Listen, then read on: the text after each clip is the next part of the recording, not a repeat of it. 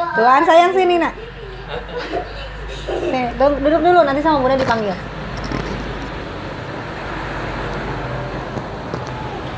Assalamualaikum warahmatullahi wabarakatuh. Teman-teman, balik di Ngobrol edisi yang ketiga. Teteh orang ke berapa ya? 3 kalau nggak salah keempat. Yang 3 Jangan jam. Orang ketiga tuh, ketiga mah setan. Mohon maaf teh. Jadi dulu itu Langga paling ekstrim pernah 4 jam. Itu ada namanya Pak Iris dari Ciamis, seorang trainer. 4 jam ngebahas PAUD. Oh iya. PAUD 4 jam. Sama Teteh 3 jam. Kemarin sama Pak Ermi. Ternyata Pak Ermi. Pak Ermi, iya tahu. Triaji. Saudara. Hah? Serius ya? Iya, orang Ciberem. Ciberem ya? Ciberem ya? Iya, Conggang. Kemarin sama Pak Ermi. Iya. 3 jam. Ayah saya dari Ciberem ya. Oh. Asli orang Ciberem ya. Siap teh. Kemudian dan beberapa orang. Jadi hanya orang-orang tertentu yang lebih dari 2 jam. Ya sekarang spesial sama TK. Jadi teman-teman, saya kan samar-samar tuh ya.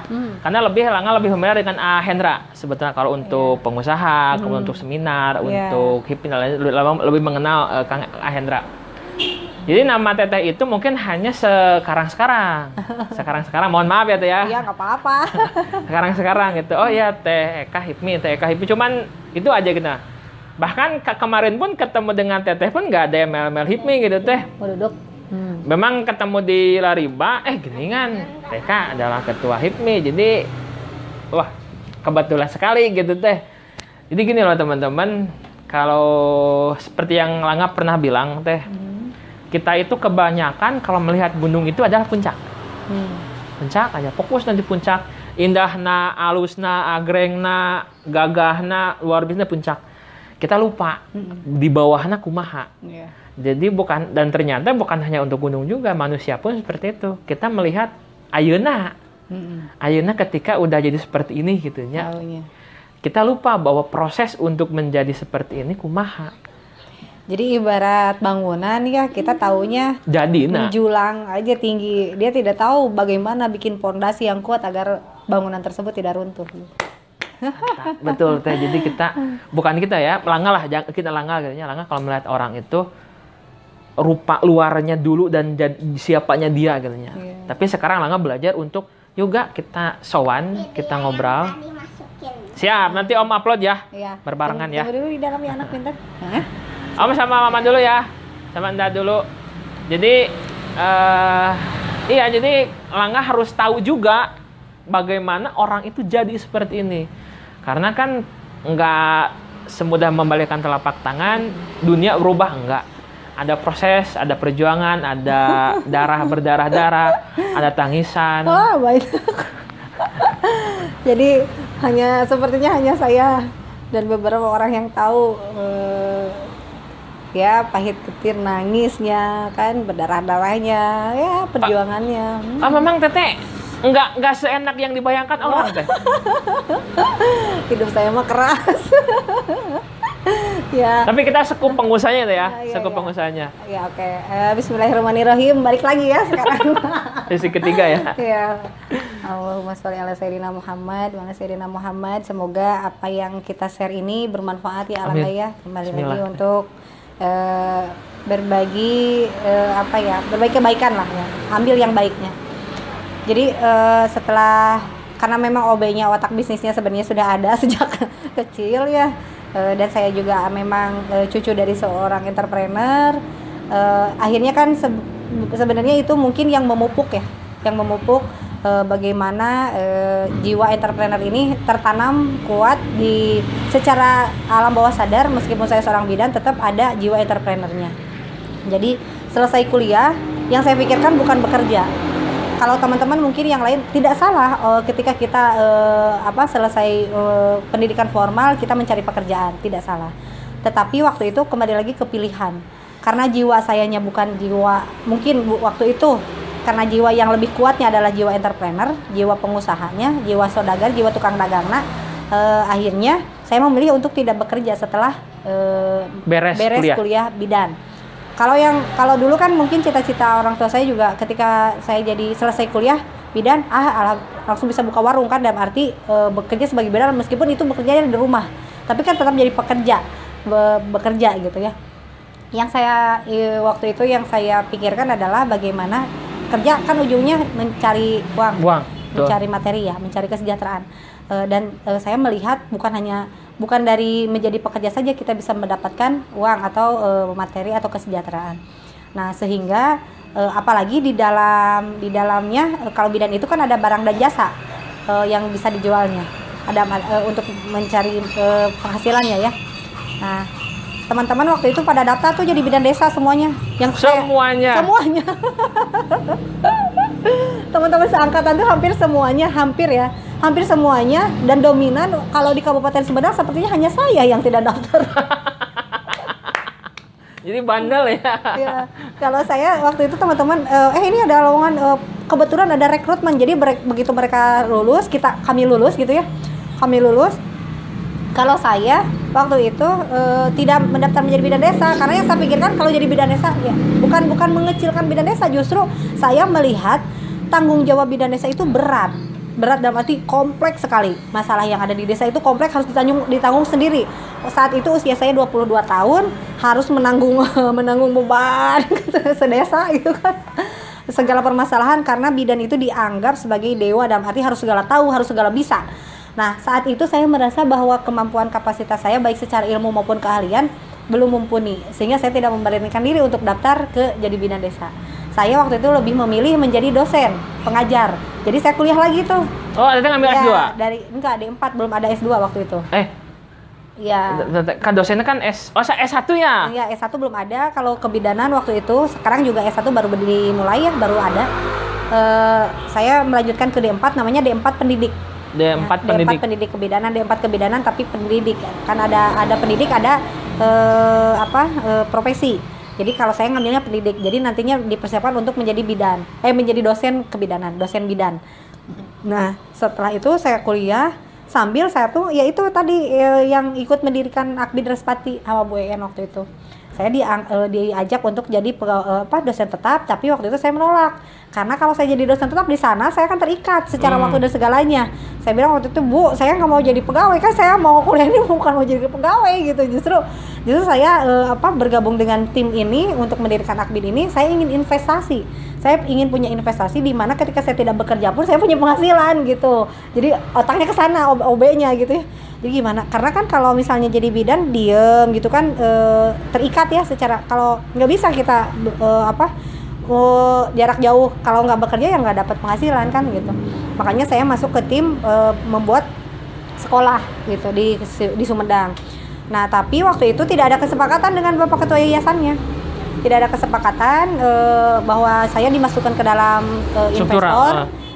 Jadi hanya menjadikan saya sebagai direktur kayak gitu-gitu, jadi pegawai. Kan tetap jadi pegawai kan ya digaji gitu. Meskipun memang waktu itu gajinya lebih besar dari yang lain gitu. Bahkan waktu itu cukup besar dibanding sama gaji mama aja, katanya yang PNS itu lebih besar, katanya 2 kali lipat gitu. Pada waktu itu usia 22. Iya, usia 22. Belum nikah.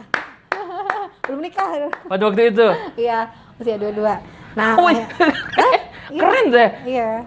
Alhamdulillahirabbil alamin. Amazing loh. Jadi kata mama, kenapa nggak mau? Saya bilang, mah kalau saya jadi pegawai itu nggak bisa saya wariskan ke anak-anak.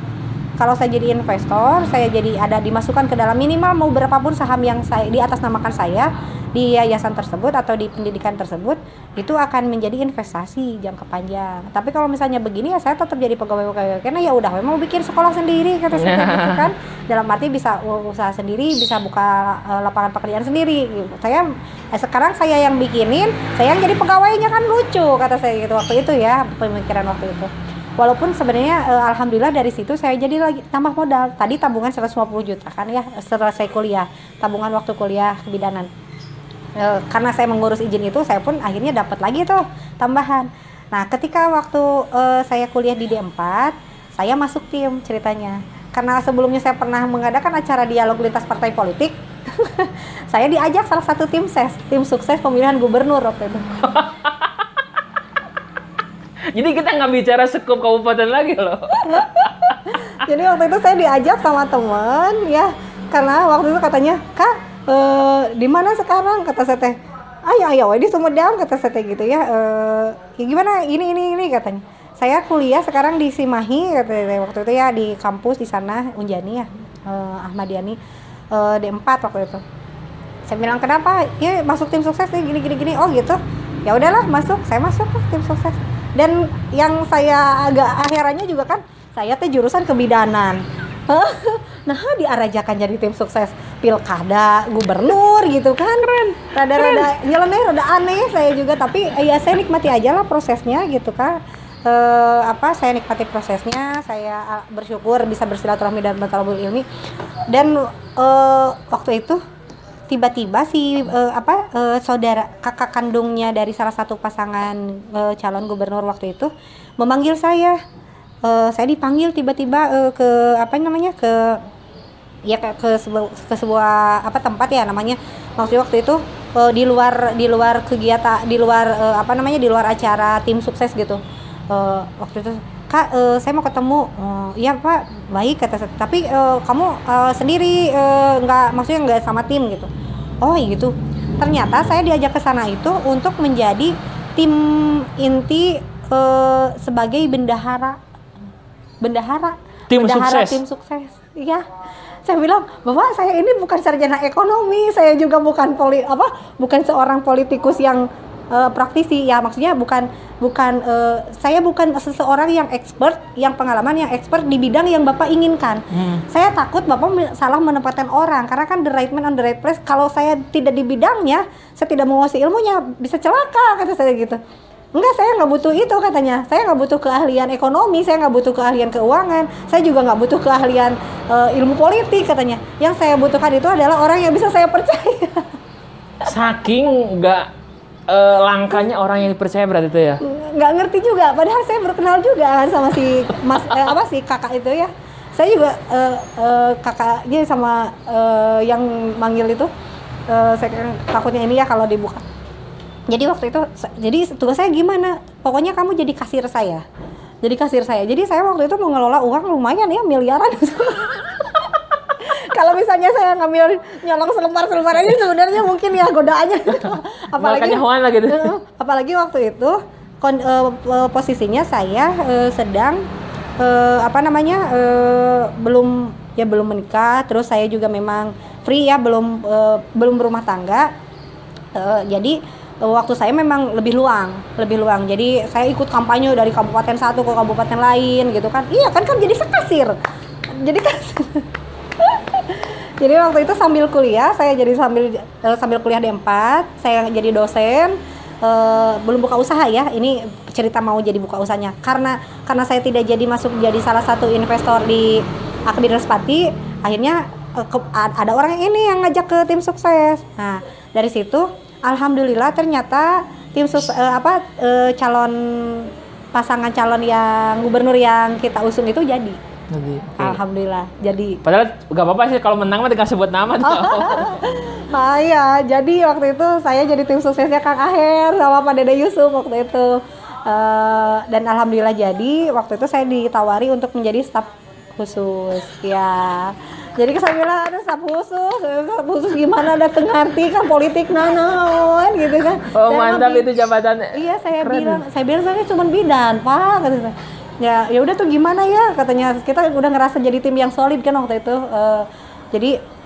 Jadi saya sangat waktu itu saya tahu perjuangannya Pak Dede Yusuf, Kang Aher, bagaimana mereka ya pokoknya begini ya jadi pejabat. Saya waktu itu agak ngeri juga, ya Allah ini mereka kapan ya bisa santainya gitu kan. Aduh nggak ini secara fisik dan waktu segala materi pokoknya semua tercurat. Makanya saya pernah begini, enaknya jadi pemimpin sebenarnya enak ya dalam arti, tapi Allah menjanjikan naungan di hari akhirat, di akhir hari kiamat itu untuk pemimpin yang adil. Kenapa? Karena memang pengorbanan perjuangan mereka itu sangat luar biasa. Kalau memang benar bisa menjadi pemimpin yang adil, itu ada pantas gitu Allah memberikan naungan lebih untuk para pemimpin yang adil gitu. Karena pernah saya menyaksikan hal itu gitu, bagaimana pengorbanan perjuangan mereka untuk memberikan yang terbaik untuk masyarakat gitu, dari dirinya gitu. Keluarganya udah jelas ya, pengorbanan waktu untuk keluarga dipakai untuk masyarakat, waktu segala macam pengorbanannya. Ya alhamdulillah waktu itu menang, meskipun waktu itu sebenarnya kita digada-gada nggak jadi apa ya, diambil sebelah mata lah, karena kan pendatang baru gitu kan, terus segala modal juga jauh ya secara materi gitu. Alhamdulillah menang waktu itu, dan saya waktu itu jadi kasir. Jadi kalau misalnya ada koordinator kabupaten kota yang butuh dana untuk kampanye, karena kan memang ada kos kayak misalnya perjalanan kemana-kemana, itu nggak langsung nelpon ke mereka, nggak langsung nelpon ke tim sukses, tapi nelpon saya. Asik. Jadi gimana? Kapan kesini? Oh, hubungi aja Eka. Oh ya, kesini. Nggak gini loh teh, mohon maaf teh dipotong teh. Teman-temannya perlu ketahuinya, di kita itu ada suatu jabatan, bukan jabatan ya, jadi yang disebut dengan staf khusus itu, wah itu politikal sekali loh sebenarnya. Jadi betul-betul bisa ngabelokkan suatu, pokoknya jadi tim pembisik lah kayak gitu ya. Ya, prestisius loh itu sebetulnya. Jadi sebelum menerima informasi dari luar, staf sendiri yang memfilter. Jadi ketika siapapun itu yang jadi yang harus memang ada stafnya, jadi bahkan lebih didengar loh dibanding itu. Ya alhamdulillah. Keren. Waktu itu pernah diajak ke Senayan saya ya, ke DPR RI jadi staf di sana. Tapi saya kan berpikir begini, kembali lagi ke fitrah. Saya adalah seorang perempuan, saya juga seorang bidan, saya tidak mau terlalu saya tidak mau terlalu terbuai dalam euforia yang memang saya nggak tahu jalannya kemana. Dan yang paling penting waktu itu saya kembali lagi ke restu orang tua. Saya pernah bertanya, pernah mau disuruh nyalon calon legislatif, disuruh dari usia 22 tahun ya, belum menikah, disuruh jadi calon legislatif. Kan bagi saya mah iya teh ngecek tahu. Terlalu beruntun berarti ya? Iya, ya bisa disebut terlalu beruntun, tapi saya melihatnya kembali lagi ya, the right man on the right place itu harus sesuai bidang. Jadi waktu itu saya tidak menerima. Enggak, saya nggak mau jadi caleg, saya mau jadi pengusaha saja. Saya mah pada jantan tukang dagang wae, nggak usah jadi staf sus, kata saya teh. Karena kembali lagi saya adalah seorang perempuan, di mana nanti saya akan punya suami, saya akan menjadi seorang ibu. Saya akan menjadi madrasah pertama untuk anak-anak saya. Bagaimana kalau saya menjadi staf sus, saya menjadi mungkin public figure belum pada waktunya, saya tidak bisa menjalankan peran yang lain.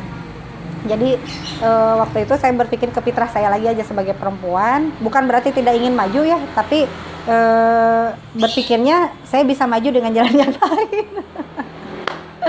Jalan yang lain yang memang sudah sesuai kodratnya sebagai perempuan gitu aja sih. Jadi saya mungkin saat itu belum punya keluarga, jadi waktu saya lebih luang. Tetapi mau sampai kapan saya begitu gitu kan? Waktu itu berpikirnya. Akhirnya saya sampaikan, Kak, saya bukan menolak rezeki, saya tidak menerima tawaran jabatan-jabatan itu gitu kan, atau peluang-peluang itu. Ketika saya nyalek pun mereka mau modalin, mereka yang akan ngasih segala macamnya. Dalam arti saya mah tinggal duduk aja gitu. Tapi kan tidak bisa begitu. Saya tidak mau masyarakat tidak mau membodohi lah. Kapasitas saya saat itu saya merasa belum mampu, belum bisa kapasitas saya. Jadi saya bilang gini, kalau misalnya memang ada, saya mau minta mentahnya aja. Jujur, mending gitu lah. Dalam arti saya minta mentahnya aja, mau saya pakai modal buat usaha gitu. Jadi maksudnya gimana? Bukan saya mau dibayar, tapi kalau misalnya ada gitu kan. Karena kan dari awal juga saya tidak meminta nanti kalau misalnya jadi saya dibayar gimana. Ini mah kalau memang ayakannya Kak Abdi gitunya, terima kasih ingin menempatkan saya di tempat yang bagus gitu kan, yang lebih tinggi dan lain sebagainya. Tetapi saya memilih karena orang tua saya juga, saya izin ke orang tua, Mas saya harus gimana gini. Mama sama papa bilang alangkah bahagianya, balik lagi ya, alangkah bahagianya kalau katanya ilmu yang mama sekolahkan sama papa sekolahkan itu dipakai. Jadi kata-kata yang dulu alangkah bahagianya papa kalau ada anak yang mau di kesehatan. Sekarang ketika saya ada di persimpangan lagi antara bidan dan jabatan yang ditawarkan oleh tim sukses yang pilkada gubernur waktu itu saya usung, saya saya masuk di dalamnya. Kan itu lumayan tuh pergolakan batin juga. Yang ini kan udah jelas ini mah kan nantinya akan set gitu kan. Kalau yang ini kan saya memulai dari nol. Kalau yang jadi bidan atau jadi pengusaha kan. Tetapi kembali lagi, mama sama papa waktu itu menyampaikan ke saya, alangkah bahagianya mama sama papa kalau ilmu yang mama sekolahkan dan papa sekolahkan itu dipakai. Ya artinya kan kalau di sana nggak akan dipakai. Ilmu bidan saya nggak akan dipakai, ilmu kebidanan saya nggak akan dipakai kalau saya waktu itu menerima menjadi stafsus di gubernur di Jawa Barat, atau saya menerima menjadi stafsus di DPR RI, atau saya apapun yang berhubungan dengan politik tersebut. Jadi akhirnya saya bilang ke Kang itu, ke kakaknya salah satu paslon, Pak Gubernur, Wakil Gubernur itu, saya mau jadi pengusaha saja Pak, saya mau jadi tukang dagang. Saya nggak bilang pengusaha, agak-agak terlalu tinggi kalau bilang pengusaha. Saya mau jadi tukang dagang saja. Mau dagang apa emang kamu? Saya mau dagang obat. Dagang obat. Kenapa pilihannya ke obat? Karena saya di bidang kesehatan. Jadi saya berpikir waktu itu, saya mau usaha apa ya? Saya usaha yang harus menunjang bidang saya, bidang kebidanan, bidang kesehatan. Jadi saya waktu itu pilihannya adalah buka apotek. Jadi bermodalkan tabungan yang dari waktu kuliah. Masih ada itu teh? Masih ada. Bahkan lebih berarti ya? Bahkan lebih. Waktu itu memang ada persimpangan lagi. Ketika memutuskan untuk buka apotik, waktu itu ketika mau melanjutkan, mama ya udah tuh kamu ngelanjutin aja ke kedokteran katanya gitu. Jadi dari bidan jadi kedokteran kuliah. Waktu itu saya mau daftar ke Unisba, pendaftarannya waktu itu masih 75 juta. Jadi sebenarnya masih ada gitu. Jadi dari tabungan saja masih ada, terus masih ada buat selisih biaya selanjutnya gitu ya. Cuma saya berpikir waktu itu, jadi dokter tetap nantinya ujungnya kerja, ujungnya cari pasien, ujungnya begini begitu kan, sosialisasi dan lain sebagainya. Ujung-ujungnya tetap di belakang meja lah kan, memeriksa dan lain sebagainya. Sama kan bidan juga. Jadi saya berpikir, ngapain kuliah ke kedokteran? Ya, udah mau materinya harus nambah, waktu juga harus nambah. Toh ujung-ujungnya kan kesejahteraan juga. Sekarang pun saya udah punya ilmu dan ada keahlian untuk bisa memulai itu dari sekarang gitu. Kenapa harus menunggu waktu dan mengeluarkan effort yang lebih besar, meskipun mungkin nanti prestisnya berbeda ya. Ada kelebihan lah untuk kalau misalnya saya mungkin melanjutkan ke kedokteran, tapi kan balik lagi ke sini, balik lagi ke takdir ya. Saya berpikir waktu itu saya memulai usaha saja dengan keahlian dan modal yang ada. Jadi pertama kalinya 2008 saya memberanikan diri untuk membuka apotik, itu pun 2008. Ya kan saya lulus 2007 tuh. 2008 saya buka apotik. Berarti sekarang udah 13 tahun deh. Iya. Jadi 2008 saya buka apotik, itu pun modalnya rereongan. Kembali lagi ke orang tua. Saya bilang, "Mas, saya punya modal sekian, tapi yang dibutuhkan modal waktu itu 300 juta lebih ya." 300 juta lebih karena kan untuk sewanya saja 50 juta per tahun. Sewa apa teh? Sewa tempat. Iya. Ada tempat sewa 50 juta setahun deh? Iya, itu yang sekarang 50 juta. 2008, sekarang lebih. Itu karena kan langsung pengen besar, nggak jadi kecil dulu. Dan lucunya ya, itu apotek yang sekarang, itu kan apotek dulunya Sukarsah namanya. Waktu saya SMA, saya sering beli obat ke situ. Saya dalam hati, ya Allah, saya pengen dulu nanti ya pokoknya apotek kayak gini. Ternyata sekarang jadi pemilik, benar. Luar biasa. Dan itu ternyata kereteg hati anu ke SMA teh nya, bener didengar ku Allah teh. Ya Allah, nanti saya pengen ya, karena kan saya balik lagi punya penyakit asma kan. Jadi sering beli obat. Jadi ya Allah, coba kalau saya nanti ya punya apotek, kemudian ngecak gitu kan, resep gitu. Ya Allah, saya mudah-mudahan saya pengen punya apotek nanti mah gitu. Kayak gini. Ya ternyata punya jadi milik sekarang, jadi milik punya apotek gitu. Dan di situ lu. Makanya kreategna ieu teh. Iya, karena saya pernah belajar dari ini nih. Jadi dari waktu jadi tim suksesnya Pak Gubernur ini ya. Pak Wagub ini, saya pernah belajar juga bagaimana kita bisa menghipnotis alam dan diri kita tentang cita-cita kita. Jadi ketika kita menyebutkan hal tersebut minimal sehari 10 kali, itu seluruh alam semesta itu akan menggiring kita ke situ. Misalnya cita-cita Rangga jodoh yang bagaimana, yang ini. Itu semesta akan menggiring Rangga ke sana. Dan itu mungkin ya secara nggak sadar itu saya alami gitu. Jadi kayak misalnya termasuk mobil impian gitu kan, termasuk ke cita-cita yang lain. Dan ketika buka apotek pun saya flashback, oh iya ya ini kan keinginan saya waktu SMA beli obat ke sini, ternyata sekarang Allah kasih ini ya gitu kan. Tapi kan jalannya kita tidak tahu. Nah disitulah kita wajib ikhtiar. Nah setelah saya buka apotek, patungan ya dari mama saya, kemudian ada investor waktu itu yang kenalannya dari situ juga, dari waktu saya jadi ketua BEM, terus saya adakan acara dialog lintas partai politik. Ada investor yang memang di bidangnya, di bidang farmasi, dia punya beberapa klinik, udah kaya banget, adiknya dokter, terus istrinya juga dokter, ya pokoknya keluarga farmasi, keluarga kesehatan aja. Nah waktu itu dia bilang gini, ini ada apotek yang mau dijual katanya, tapi saya udah nggak punya orang buat megangnya katanya gitu. Kalau dibeli sama saya, kalau Eka minat sok saya bantu katanya. Tapi saya nggak punya modal Pak, kata saya gitu kan, Bu kata saya. Ya nggak apa-apa, nanti Eka berapa saya berapa, nanti kalau misalnya udah berjalan Eka mau menggambarkannya dengan cara apa coba. Baik gimana Allah ya ngasih jalan. Udah mau dapat bonus kan dari tim sukses. Ada tabungan juga waktu kuliah kan, dibantu sama mama juga. Mama di sekolah kan tuh SK-nya. Ya Allah Gusti, perjuangan. Iya perjuangan banget saudara-saudara. Dan saya waktu itu nol pengetahuan tentang obat, karena kan saya di bidan, bukan farmasi, saya bukan apoteker. Saya kerjasama dengan waktu itu ada lulusan baru apoteker namanya Teh Yeni. Alhamdulillah apoteker pertama saya kerjasama di situ buka apotek. Kita tidur bareng, ayah berit ngalewat tahu, ayah untung orang. Jadi pas buka apotek tidur di situ buka. Jadi dari bangun tidur sampai tidur lagi saya di situ di apotek, tinggal di apotek di belakang. Itu tidurnya juga pakai tahu matras yang di kompa. Belum ngalamin teh. Oh ada matras di kompa. Ada matras yang dipompa, jadi sebenarnya itu matrasnya untuk buat di air, matras tapi kayak pelampung. Kayak pelampung matras, tapi kita pakai matras. Jadi saya tidur di situ. Di apotek itu belum ada kamar, tapi kita jadi si teteh apotekernya kan belum nikah, saya belum nikah, jadi tidur bareng di situ. Nggak ada kamar, pakai matras tidurnya. Jadi makanya kalau misalnya ada berit lewat, kecoa lewat, saya mah udah biasa. Karena ya tidurnya di apotek, kita tidurnya di dalam gitu ya.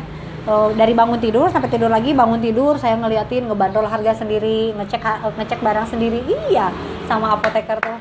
Jadi saya juga ngebandingin harga, misalkan dari sales ini harga ini berapa, harga paracetamol berapa, harga amoxicillin berapa, terus orang lain ngejualnya berapa gitu. Dari mana saya bisa dapat harga termurah, kemudian tapi bisa tetap menjual untung juga yang murah, tetap mendapatkan untung yang tidak kecil gitu. Maksudnya dalam arti pembeli senang, saya senang gitu.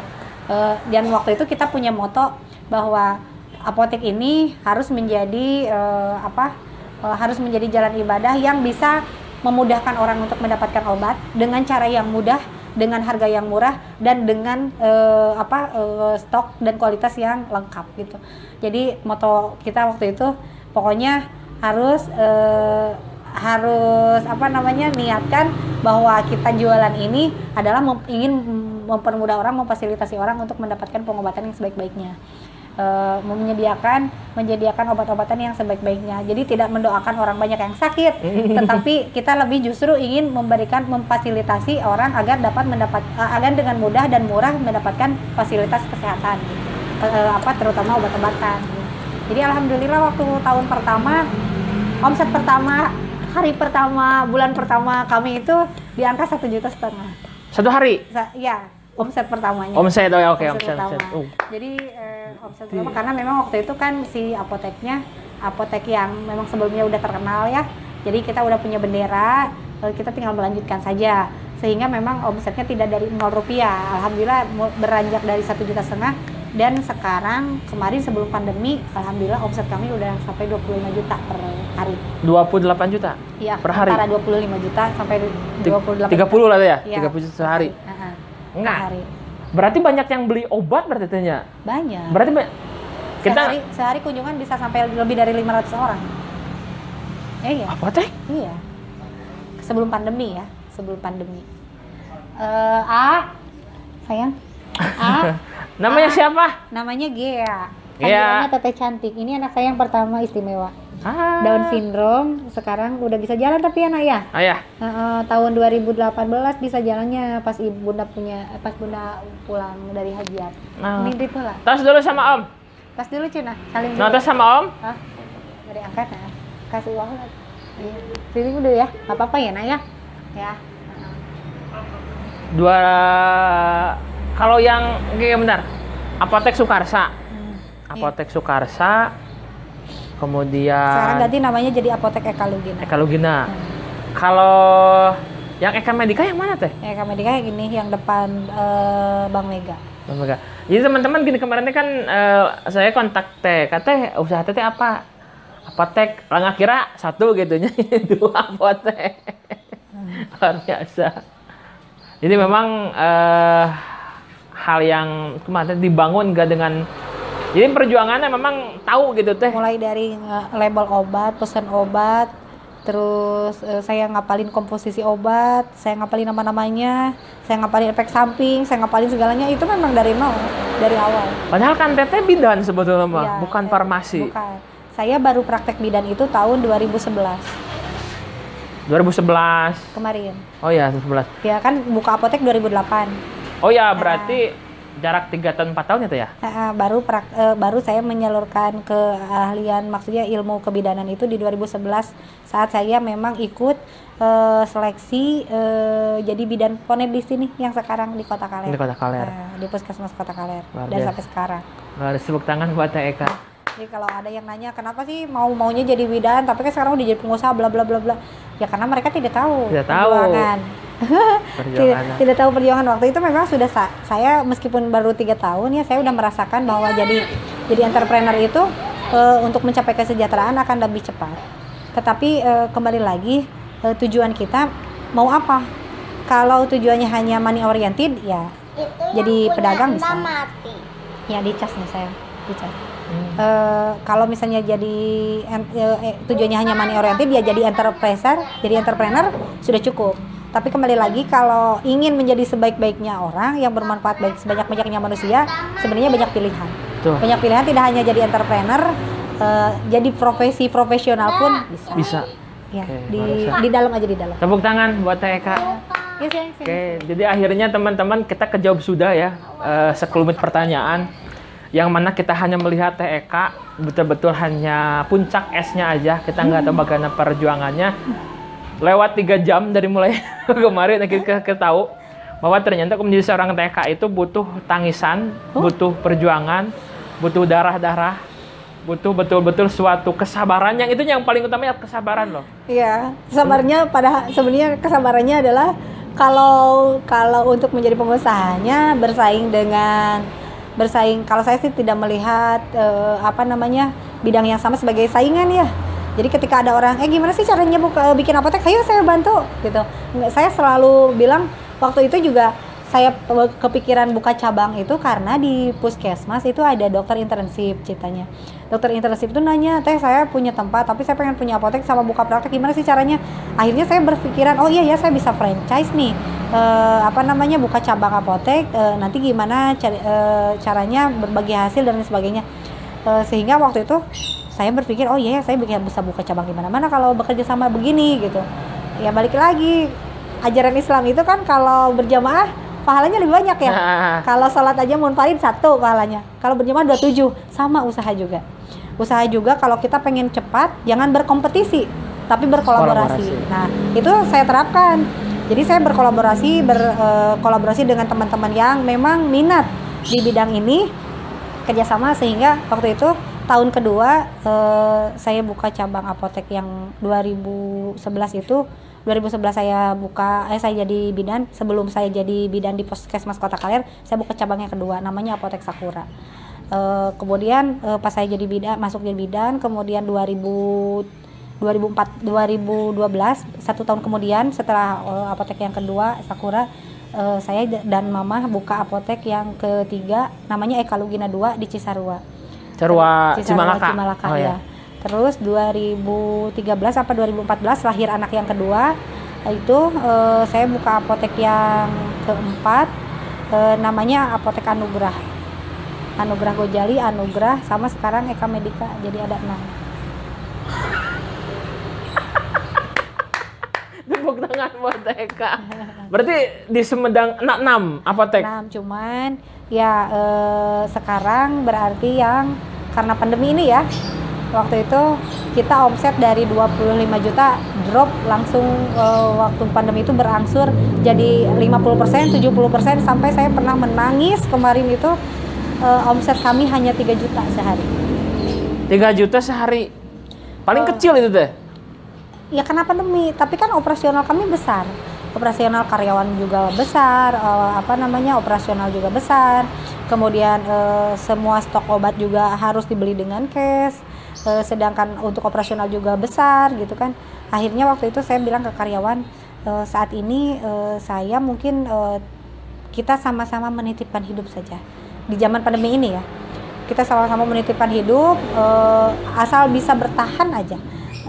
Akhirnya saya tidak ada karyawan yang dipecat atau PHK, tetapi memang ada dua cabang apotek yang kita tutup. Tapi kalau pegawainya tidak kita pecat. Oh, cuma dipadatkan. Memperkuat pusat. Jadi saya menutup cabang untuk memperkuat pusat. Akhirnya alhamdulillah semuanya terselamatkan, bertahan dan sekarang berangsur naik lagi omsetnya. Alhamdulillah, tepuk tangan buat mereka. Amazing loh. Tapi ini penasaran teh. 28 itu semua 6 apotek atau satu? Yang pusat. Oh, yang satu. Yang pusat, kalau yang lainnya mungkin di angka 5 juta, 10 juta. Berarti sebulan omset bisa 100 jutaan teh. Sebulan? Seminggu. Seminggu 100 juta. Satu bulan putaran 1 miliar lebih berarti itu ya? Perputarannya bisa lebih. Bisa. Kalau memang gaji. Kalau satu bulan berarti kalau 1 bulan nggak sampai, yang saya rekap sih dari laporan keuangan tidak sampai 1 miliar ya, belum 1 miliar per bulan ya, belum nyampe. Kemarin tertinggi ya 980. Mantap. Jadi lengatnya baru ngerti gini loh teh, jadi memang ternyata oke lah kita sebut bisnisnya kesehatan teh gitu tah. Gede gendengan teh ternyata dari apotek. Kan apotek itu nggak ada matinya loh, sama dengan makan loh teh. Iya. Betul-betul jadi bisa jadi kebutuhan penting, itu fatal. Ya alhamdulillah kalau untuk saat ini ya 70% meskipun dengan penurunan yang signifikan ya drastis, alhamdulillah akhirnya saya bisa menemukan hikmah ketika orang lain mungkin terdampak pandeminya langsung nol merenya. Kemarin kan banyak yang minus juga. Kalau saya penurunan 70% dianggapnya masih beruntung. Jadi bisa bertahan, bisa survive dengan penghasilan 30% gitu kan dari yang normal. Tidak memecat karyawan, bisa bertahan, dan alhamdulillah sekarang sedang berangsur ke pemulihan ya, recovery lagi. Dan ternyata yang membantu saya untuk tetap survive ini adalah profesi saya sebagai bidan. Kan anu ngalahirkeun, anu KB, anu periksa bayi mah selalu setiap ada. hari. Ya, jadi dari situ hikmah saya, hikmah yang saya rasakan, hikmah saya dapatkan. Oh iya, ternyata pilihan Allah itu tidak pernah salah. Pilihan Allah itu pasti yang terbaik, maha tahu gitu. Kan tidak ada yang tahu pandemi akan terjadi. Coba kalau misalnya saya waktu itu jadi staf sus, kemudian kena corona. Kemudian saya kena COVID di sana di Jakarta. Karena kan kontaknya sering ke luar negeri, sering apa gitu kan. Dan dengan keluarga juga mungkin jauh gitu kan, bisa ngumpul ngariung jeung orang tua. Dan yang saya ingin sampaikan ke Kalangga bahwa keluarga adalah harta yang paling berharga. Jadi kalau misalnya kita pernah misalnya bermimpi ingin membahagiakan keluarga, bahagiakanlah dari sekarang. Jangan kita menjadikan ingin membahagiakan keluarga justru malah kita pergi mencari kesejahteraan dengan meninggalkan keluarga. Jadi kemarin kalau mungkin saya waktu itu meninggalkan keluarga untuk mencari kesejahteraan, saya mungkin saja bisa jadi orang yang lebih sukses, tapi saya mengorbankan kebahagiaan saya demi keluarga, demi kesuksesan. Tapi ketika saya mengorbankan kesuksesan, kan belum tentu juga sukses kan. Sukses kan di mata orang hanya penilaian luar, penilaian manusia, sedangkan kebahagiaan itu ya kita yang rasakan. Saya waktu itu lebih memilih kebahagiaan dibanding kesuksesan. Jadi tujuannya saya ingin bahagia, bukan ingin sukses. Kalau sudah bahagia, bagi saya itu sudah sukses. Oke, gitu. Ada tepuk tangan buat Eka. Jadi betul-betul jadi ini ilmu bagi Langga, teh khusus bagi Langga, dan Langga memberikan bagi teman-teman semua. Jadi kita ini sekarang untuk senantiasa berusaha, berikhtiar, berdoa. Iya. Apapun yang terjadi, kita nggak bicara bisnis apoteknya ya. Iya. Kita nggak apotek. Teman-teman mau bisnis apapun silakan. Mau penghasilan berapapun silakan. Kita nggak akan komen, nggak akan ukur dari segi jumlah, nggak. Tapi kita tilai dari bagaimana teman-teman menikmati. Betul. Kebahagiaan itu, kesuksesan itu silakan. Kita nggak perlu kita banding-bandingkan. Kan setiap orang punya jalan rezeki masing-masing. Pincuk nalanga jeung pincuk teteh beda. Iya. Pincukna Ahendra, Ella nggak inget ilmu pincuknya dari teteh jangan Ahendra. Ilmu pincuknya gitunya masing-masing punya rezeki. pincuk masing-masing. Kenapa nggak perlu kita perdebatkan sebetulnya? Iya. Luar biasa. Jadi, nah, ketika saya buka apotek, saya masuk ke bidan di Puskesmas Kota Kaler, saya ketemu sama istrinya Ahendra, Oh, Dokter Vivi. Dokter Vivi. Ya, jadi saya kenal HIPMI Sumedang itu dari Dokter Vivi, dari istrinya Ahendra. Itu keren loh. Jadi suami Dokter Vivi itu adalah ketua HIPMI Sebelum saya. sebelum TK. Iya. Dokter Vivi ngenalkin sama Teteh ke HIPMI. Tiba-tiba Teteh jadi ketua. Iya makanya.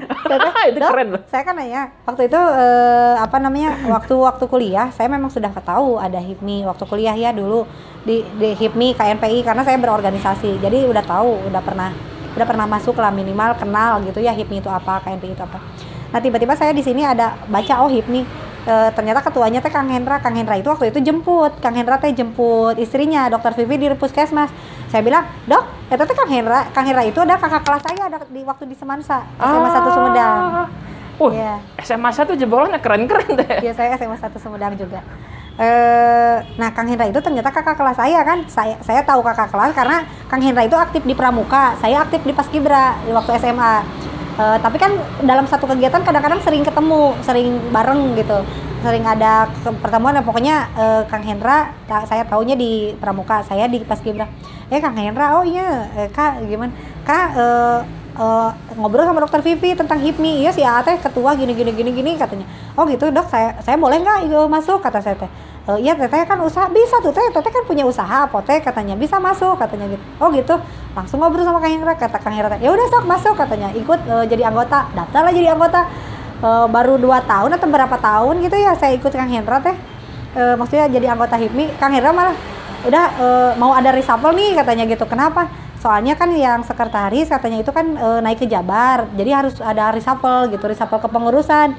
Saya dipercaya jadi bendahara. Bendahara lagi? Iya, jadi bendahara lagi. Oh iya, waktu jadi tim sukses jadi bendahara. Sekarang ya udah di HIPMI bendahara lagi.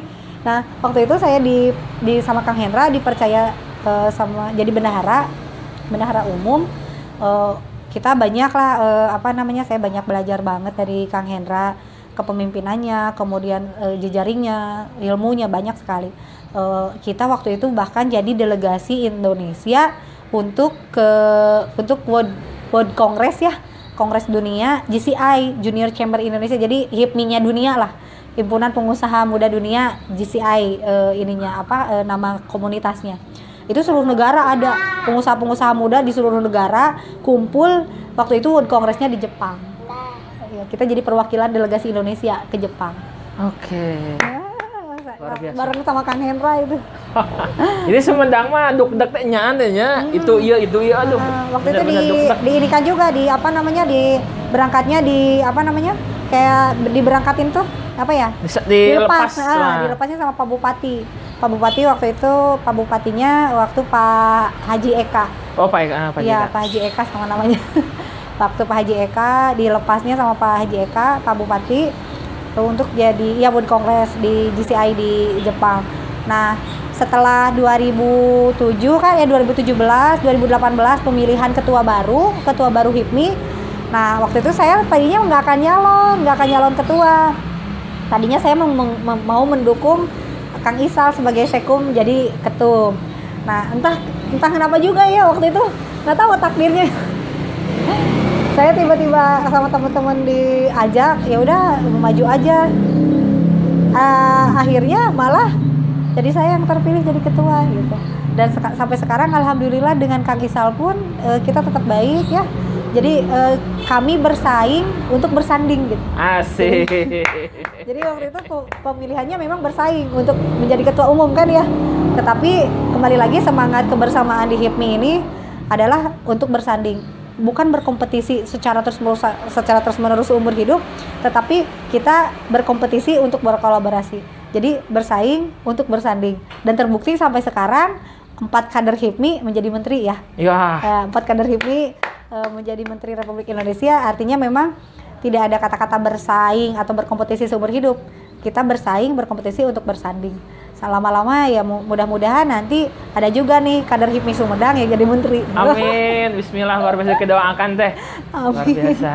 Kan Pak Sandiaga Uno, kemudian ada teh. Pak Sandiaga Uno, Erick Thohir, Muhammad Lutfi, Erick Thohir dan Kang Bahlil. Kang Bahlil itu ya. semua HIPMI unggul. Iya, ketua umum. Yang pertama ketua umum Kang Bahlil itu ketua umum periode kemarin. Kang Sandiaga Uno itu ketua umum setelah Pak Muhammad Lutfi 2015-2018. 2005-2008, terus Muhammad Lutfi ketua umum HIPMI sebelum Sandiaga Uno. Terus kalau Kang Erick Thohir juga kader HIPMI sama di BPP Pusat. Wah, ya. Dan mereka kuat. itu ya pengusaha yang berkompetisi untuk berkolaborasi. Ya, sama lah, insya Allah mudah-mudahan berkah dan amanah semuanya gitu. Secara rehat, lancar, segala rupina bisa menjadi ya tadi pemimpin yang adil agar mendapatkan naungan Allah di hari akhir. Di hari kiamat. Bismillah, luar biasa, tepuk tangan. Oh ya teh, durasi mungkin teh. Iya, aduh ini kedunuk saya. Apa ingin teteh sampaikan closing statement akhirnya setelah 3 jam baru kita closing statement. Apa ingin teteh sampaikan kepada calon pengusaha baru di luar sana? Calon pengusaha baru atau yang punya cita-cita jadi pengusaha? Ya, kurang lebih itu teh. Ya, jadi apapun ya cita-cita kita, baik itu mau jadi pengusaha ataupun mau jadi profesional, yang pertama harus teman-teman tanamkan adalah lillahi ta'ala. Jadi tujuannya adalah untuk mencari ridho Allah, karena Allah menciptakan manusia itu bukan untuk berusaha, bukan untuk bekerja keras, tetapi untuk beribadah. Jadi yang pertama, niatkan dalam hati bahwa apapun yang kita lakukan, mau menjadi profesionaliskah, mau menjadi seorang entrepreneur atau pengusahakah, atau mau menjadi pejabat sekalipun, niatkan, ya Allah, saya ingin menjadi ini adalah untuk mencari ridha Allah dan bermanfaat bagi sebanyak-banyaknya manusia. Itu yang pertama. Karena dengan niat itu Allah akan buka tuh jalannya akan dibuka. Dan yang kedua, jalannya apa? Silaturahmi, thalabul ilmi. Apapun yang diniatkan, yang dicita-citakan, kunci ikhtiarnya adalah silaturahmi, thalabul ilmi. Jangan bosan mencari ilmu dari siapapun, dari anak kecil yang di bawah kita, baik secara level ekonomi maupun usia, maupun yang di atas kita. Jangan minder, jangan merasa terlalu kita tunduk. Dengan yang seangkatan juga jangan merasa jadi saingan. Jadi ilmu dan silaturahmi itu ada di mana-mana, dan itu semua orang punya ya modal. Nah, yang ketiga, dimanapun kita berada, apapun profesi kita, dimanapun kita berada, mata uang yang berlaku di seluruh dunia adalah jujur. Jadi modalnya adalah jujur. Selain dari tadi niatnya untuk mencari ridha Allah, ikhtiarnya dengan thalabul ilmi dan bersilaturahmi, maka modal yang selanjutnya adalah jujur. Dimanapun kita berada, semilat kamera deh. dimanapun kita berada, kita akan mempunyai modal yang berlaku di seluruh dunia. Modal apa itu? Namanya adalah jujur. Jujur dimanapun akan dibutuhkan. Bahkan mafia sekalipun itu butuh orang yang jujur. Jadi kalau dikatakan apa sih modal untuk menjadi profesional, untuk menjadi seorang yang entrepreneur sukses, awali dengan jujur. Jadi jadilah orang yang jujur, maka kita akan dibutuhkan dan akan menjadi modal yang berlaku di seluruh dunia. Oke, baru tepuk tangan buat Eka. Untuk ini teh, teman-teman SD, guru SD, teman-teman SMP, guru SMP, SMA, dan juga teman-teman profesi yang kuliah di YPIB teh. Iya. Ada yang ingin Teteh sampaikan? Oh ya, boleh sebentar ya sayang ya, sini duduk. Ya. Hai semuanya. Hai guys, masih inget ke saya? Aduh, teman-teman saya yang mulai dari TK ya, dari SD, kemudian teman-teman. Emang udah zaman TK Teh? Ada, saya ada? masuk TK. TK 0 kecil, 0 besar. Kuntu mekar. Luar biasa. Dulu katanya saya seneng nari dan saya memang pernah di latihan jaipongan juga. Wih, keren. Ya, pernah waktu itu Sony ikut juga sama teteh. Segalanya. Segala betul. Segalanya. Iya, teman-teman yang pernah satu TK sama saya. Mudah-mudahan masih inget TK, terus yang se-SD, kemudian yang se-SMP, SD-nya SD Narimang 1. Narimang 1. SD Negeri Narimang 1, kemudian SMP-nya SMP SLTP Negeri 1 Conggeang. SMA-nya saya di SMA 1 Sumedang. Kemudian teman-teman yang kuliah dari Stikes YPIB Majalengka, kita yang selalu dianggap sebelah mata. Karena bukan dari universitas atau kampus yang populer ya. Jadi kalau misalnya ada yang nanya dari mana ya PB Majalengka gitu. Atau kalau nggak gini, gitu. Oh, ada itu Teh. Sering kita pokoknya tantangannya ketika apa namanya menjadi ya gitulah ya kan, karena kan kalau orang mungkin ngelihat bingkisan dulu sebelum isinya. Dan pernah waktu itu saya katakan ke teman-teman, dimanapun kita sekolah, dimanapun kita kuliah, jangan lihat tempatnya, tapi kita lihat ilmunya. Sekarang pelajaran kebidanan di kampus yang tidak populer dengan kampus yang populer itu tentu sama kan, kurikulumnya sama, ilmunya sama, mungkin modulnya juga sama. Kenapa harus melihat kampusnya? Kita kan mau cari ilmu, bukan cari kampus. Saya ngomong ke teman-teman selalu begitu. Jadi jangan minder. Kita tuh bukan cari kampus, tapi kita tuh cari ilmu, saya bilang. Jadi ambillah ilmunya, bukan kampusnya gitu. Betul. Jadi teman-teman yang alumni Stikes YPIB Majalengka, jangan merasa minder, jangan merasa kecil hati karena ternyata terbukti sekarang meskipun saya bukan dari kampus yang populer, bisa menjadi seseorang yang mungkin saat ini bisa banyak menginspirasi. Ya saat ini bisa juga memberikan inspirasi, manfaat yang sama dengan yang mungkin lulusan yang dari kampus populer gitu. Jadi jangan kecil hati, ambil ilmunya bukan kampusnya. Dan semoga yang alumni Unisba, karena saya juga dari sini, Stikes 11 April. Stikes 11 April Unsap. Oh, Unsap. Nah, saya kuliah di situ juga.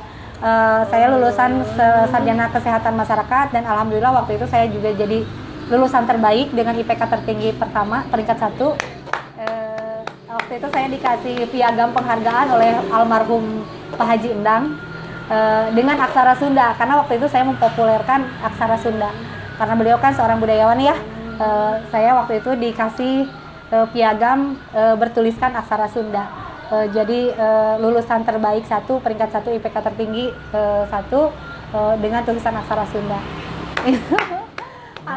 Teman-teman waktu itu teman-temannya, karena saya masuknya kelas ekstensi ya, kelas karyawan. Jadi yang sekelas sama saya udah pada jadi kepala puskesmas, udah jadi kepala kepala bidang, udah jadi kepala KTU gitu kan. Alhamdulillah, tapi meskipun mereka sudah menjadi para pejabat, alhamdulillah silaturahmi kami tetap ada berjalan. Dan dosen-dosen saya juga waktu itu Pak Haji Dadang Sulaiman udah jadi kepala dinas sekarang. Iya.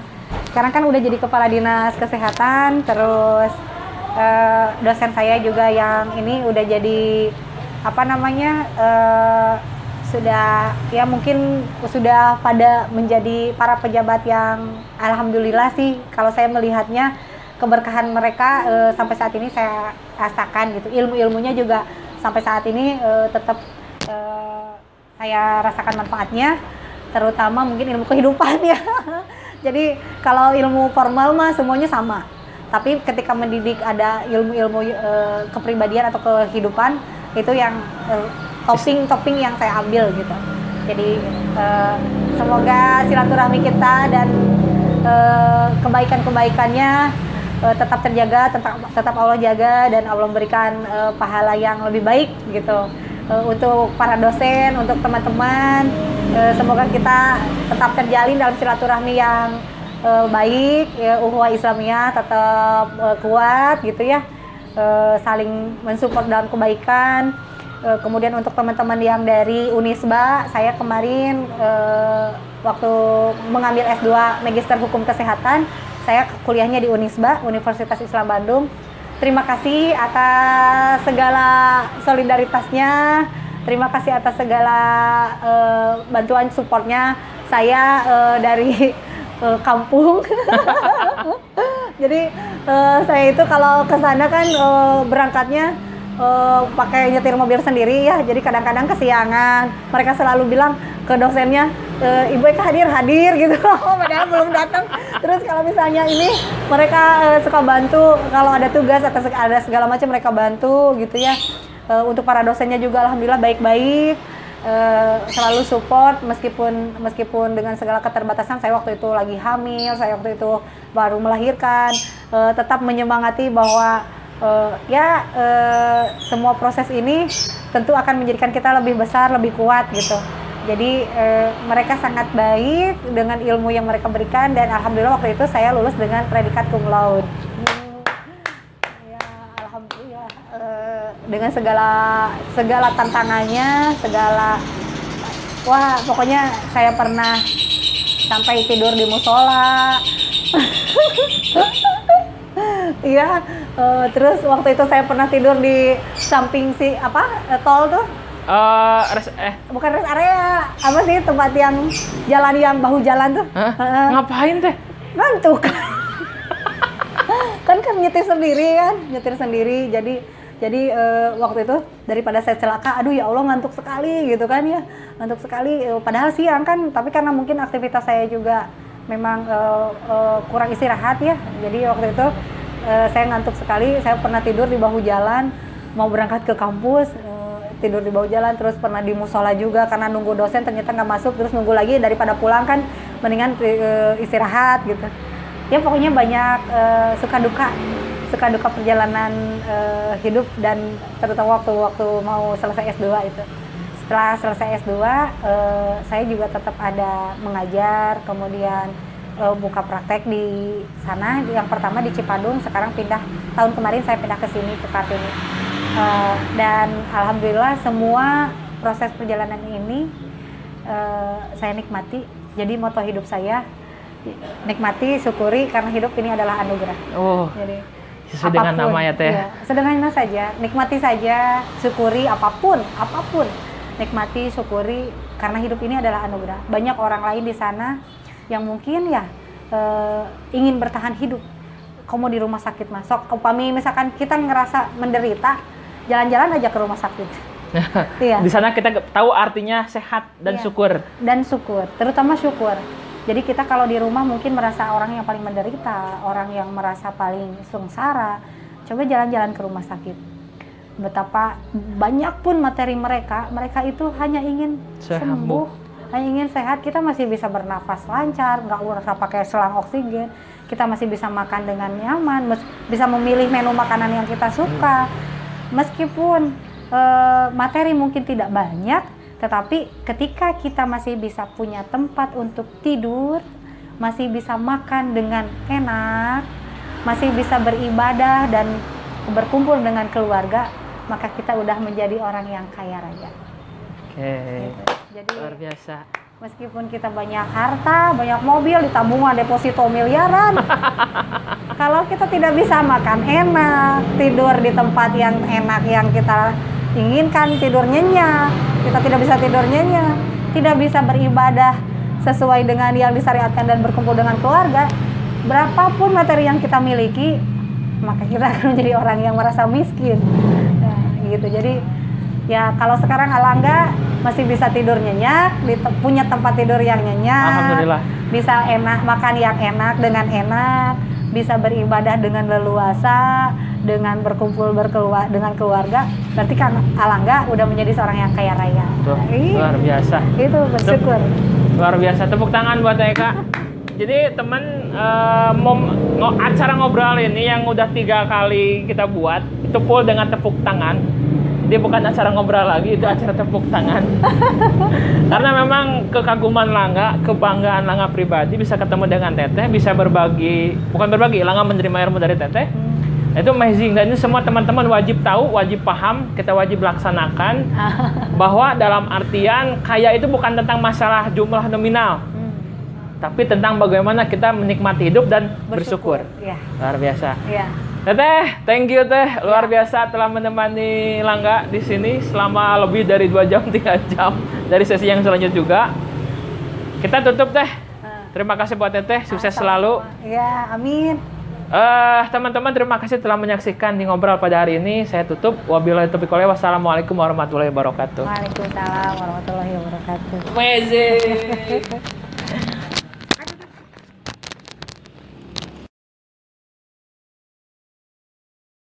Oke.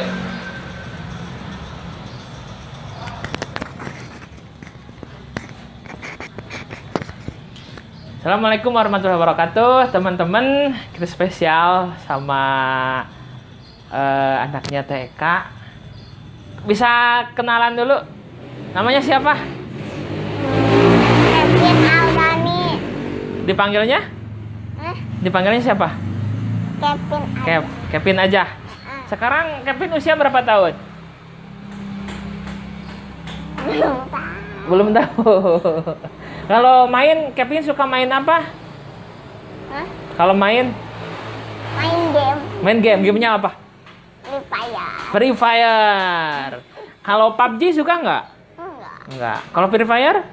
Free Fire Nah, suka. selain Free Fire apa lagi? Udah Free Fire doang. Free Fire doang. Ada lagi. Apa lagi? Roblox. Roblox. Itu game perang? Kan. Game apa itu? Yang bulat-bulat. Yang bulat-bulat. Namanya Roblox. Oke, teman-teman nanti saling cari ya. Kalau Free Fire ini apa ini? Ini game apa ini? Free Fire. Free Fire. Ini namanya. Ini siapa ini? Ini namanya siapa? Yang ini. Heeh. Yang pet. Heeh. Pet dede. Heeh. Yang kucing. Heeh. Oh, itu kucing? Kirain katak. Ini cara mainnya gimana? Main perang ini mah. Oh, main perang. Tuh. Oh. Senjata. Perang-perangannya. Coba Om lihat cara Kevin main game gimana.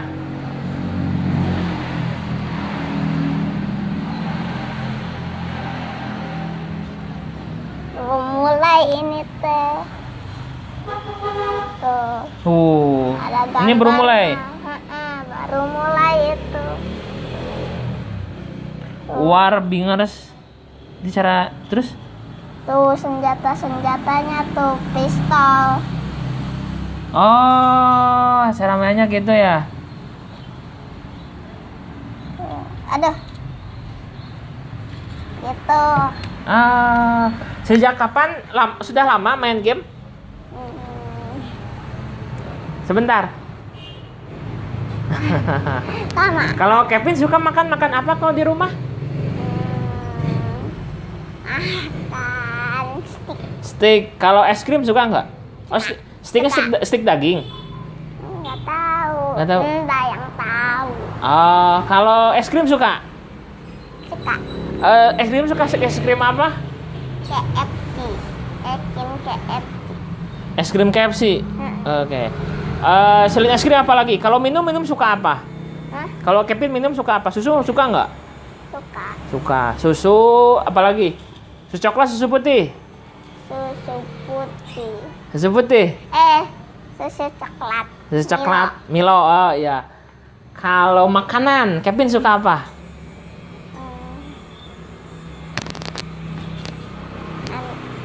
Suka brownies enggak? Nasi goreng. Nasi goreng. Mama suka buatin nasi goreng enggak? Enggak. Enggak, dibeli. Beli aja. Oh, beli aja. Ya. Kalau minum, kemudian kalau suka Tayo atau suka SpongeBob? Suka Pros Diamond, Rasya Rashid nonton. Pros Diamond, Terus Rasya Rashid di YouTube. Rasya Rashid di YouTube. Main Free Fire kayak. Main Free Fire juga. Oh, Kevin suka Action terus. action terus. Pecah kepalanya. Kalau Kevin suka nonton YouTube? Suka. Suka. Kalau YouTube berarti Rasya Rashid. Namanya siapa? Rasya Rashid. Rasya Rashid. Itu Free Fire gamenya.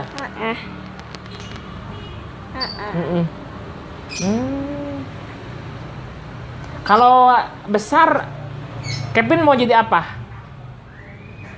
Jadi YouTuber. Jadi YouTuber. Oke, sip. Kita sama Om dulu. Jadi nggak jadi bidan ya? Nggak jadi bidan ke dokter nggak? Nggak ya? Nggak ya? YouTuber ya? Oke ya. Nanti bilang sama mama ya. Ma, Kevin mau jadi YouTuber ya. Bukan dokter ya. Bukan insinyur, YouTuber. Keren. Jadi suatu hari nanti cita-cita akan tergantikan oleh YouTube. Kalau di YouTube suka nonton siapa saja? Siapa lagi? Apa? Kalau di YouTube suka nonton siapa lagi? Udah, dua Udah. doang. Dua doang.